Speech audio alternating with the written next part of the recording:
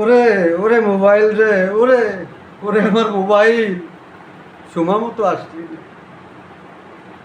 বয়সের সময় যদি আসতি তাইলে কে জীবনে যে কটা ভাত খাইনি তার চেয়ে বেশি মশার কামড় খাওয়া লাগতো রে। এই তুই এত মশার কামড় খাওয়াইছিস, বিশ্বাস করেন বন্ধুরা, এই কান ছুঁয়ে বলতেছি, একসাথে 4 বন্ধু এক জায়গায় হতাম। আমার গ্রাম থেকে 2 বন্ধু, আমি যে গ্রামে যেতাম সেই গ্রামের আরেক বন্ধু। বাহন ছিল একটা বাইসাইকেল, কাঁচা রাস্তা, রাতের বেলা, পেন্সিল ব্যাটারির একটা টর্চ লাইট, সাইকেলের পিছনে একজন, সামনে একজন।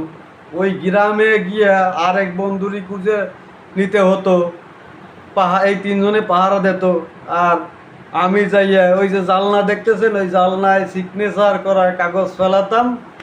মহারানী দরজা খুলতো যদি সজাগ থাকতো, আর যদি ঘুমায় যেত তাইলে এই 3-4 ঘন্টা মশার কামড়, 4টে মানুষ। এগুলো যারা আসলে আমরা যারা এই এই এই এই কষ্ট পাইছি।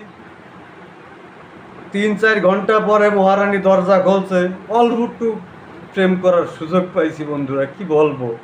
এই অল্প একটু প্রেম করার পরে হয়তো সপ্তাহ ভরে ওই 3 জনের যাবতীয় খরচ, পান, বিড়ি, চা, সিগারেট খাওয়াতে হয়েছে একাধারে। তবে হ্যাঁ, ধন্যবাদ জানাই এডিস মশার বিদ্যুৎ রে, কারণ তখন এডিস মশাও ছিল না আর বিদ্যুৎও ছিল না, যে কারণে